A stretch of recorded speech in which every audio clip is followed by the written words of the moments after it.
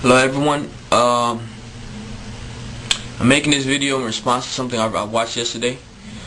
I watched a rerun of Republican debate.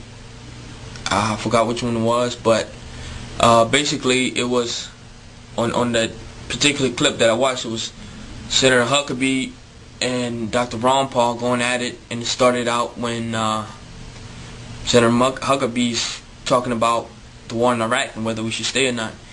And he says that we shouldn't leave Iraq until we have left with honor, and that if anybody understands that, it's Senator McCain.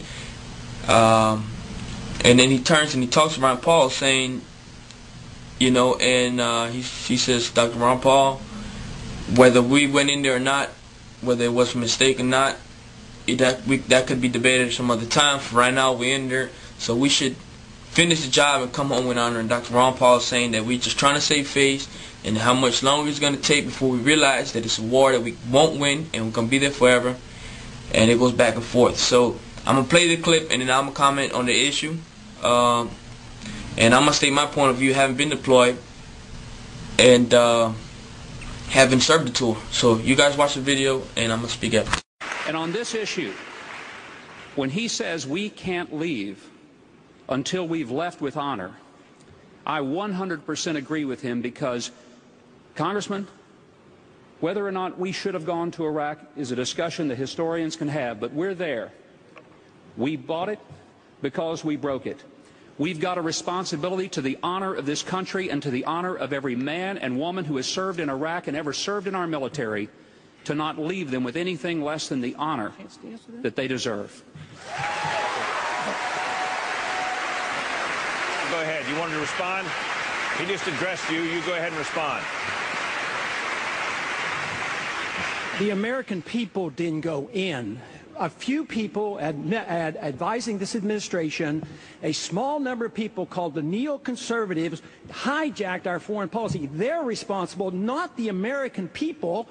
They're not responsible. We shouldn't punish them. Congressman, we are one nation. We can't be divided. We have to be one nation under God. That means if we make a mistake, we make it as a single country, the United States of America, not the divided States of America. When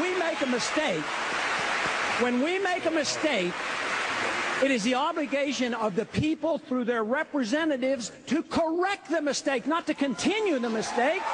And that's what we do on the floor of the Senate? No, we've dug a hole for ourselves, and we've dug a hole for our party.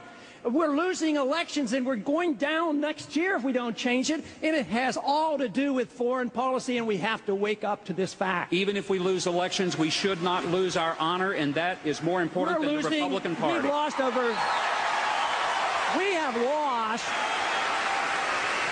We have lost over 5,000 Americans killed in Afghanistan. We've lost over 5,000 Americans over there in Afghanistan, in Iraq, and plus the civilians killed. How many more do you want to lose? How long are you going to be there? How long? What do we have to pay to save face? That's all we're doing, is saving face. It's time we came home. Gentlemen, thank you. Wendell.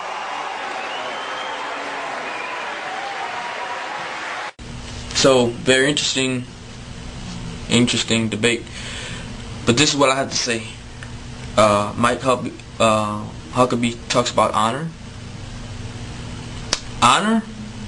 Are you kidding me? You saying that it's an honor to die in Iraq and to fight a war that we started and we're in the wrong? You're going to tell me that it's an honor to serve in Iraq when private contractors get paid $100,000 plus and drive $60,000 vehicles inside the base, while soldiers are outside the base rolling and patrolling and losing their lives? Is that honor? Are you kidding me? Is it an honor knowing that KBR stock has more than doubled since the war started? I'm outraged at what is going on. Again, they're using this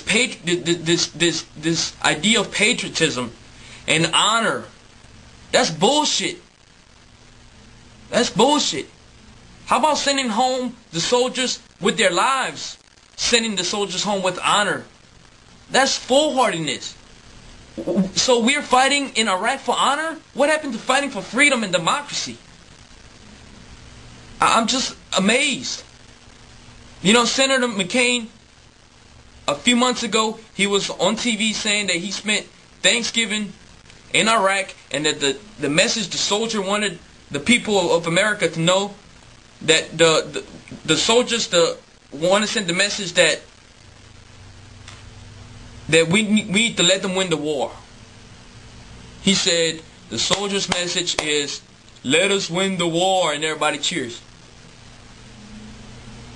You know, Senator McCain, if you want to know the soldier's opinion, you should ask them. But I'm tired of these politicians speaking on our behalf and using our name to lobby and to try to win this election. You know what?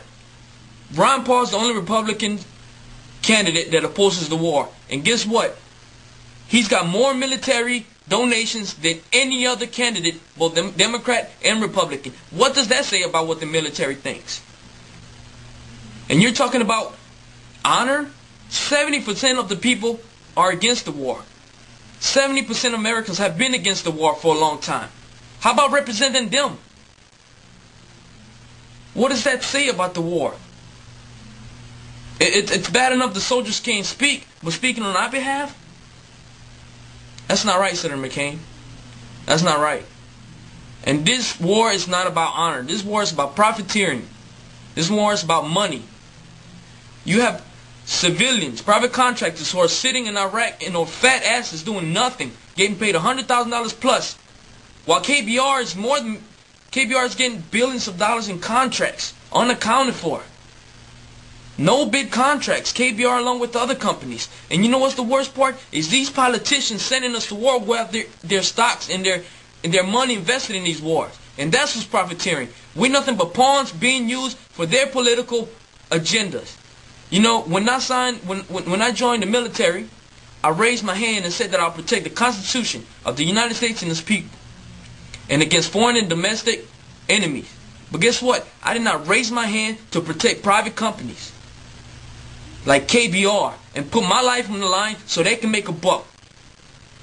When are we going to realize that people fighting in Iraq against us, they're not terrorists, they're soldiers? What would we do if somebody invaded us? I know I will pick up my weapon and fight against them. What the hell we call them? Terrorists? These people want their country back. Let's give them their country back. It's that simple. You know, I'm just surprised many Americans say, you know, a lot of American people are their values are driven by Christianity, and mine are too. But guess what? God says, love your neighbor as yourself. You know what? Let's put ourselves in those shoes and see how we feel. It's that simple. Do unto others as you would have done unto yourself. If you're Christian, ask yourself that question. How would we feel if somebody came in this country and they thought President Bush was a bad president, and they said that we have these weapons, and they said that we're harming terrorism, and they said that we're connected to Al-Qaeda or something, and it wasn't even true, and they attacked us? How would we feel? How would we feel if somebody used a preemptive strike against us? We need to wake up, and these politicians need to stop playing with the citizens' emotions and trying to give them this emotional high and patriotism. Let's speak reality. Let's speak reality. You want to talk about honor and democracy and fighting for freedom? What's going on in Sudan right now? The genocide is going on over there. What are we doing about that? No, because we don't have any investments. These politicians don't have any investments over there. That's what it's all about. We need to wake up America. And the media, I can't believe how the media is treating Ron Paul. I watched yesterday, the day before the Iowa caucus, and Paul didn't get any airtime. Why? Because he's the only one that opposes this war, and he's the only one that speaks truth into that tube. He's the only one that talks about the role the CIA plays. He's being real with the American people. Everybody else just wants to play this whole patriotism thing, and that, you know, honor and fighting for democracy.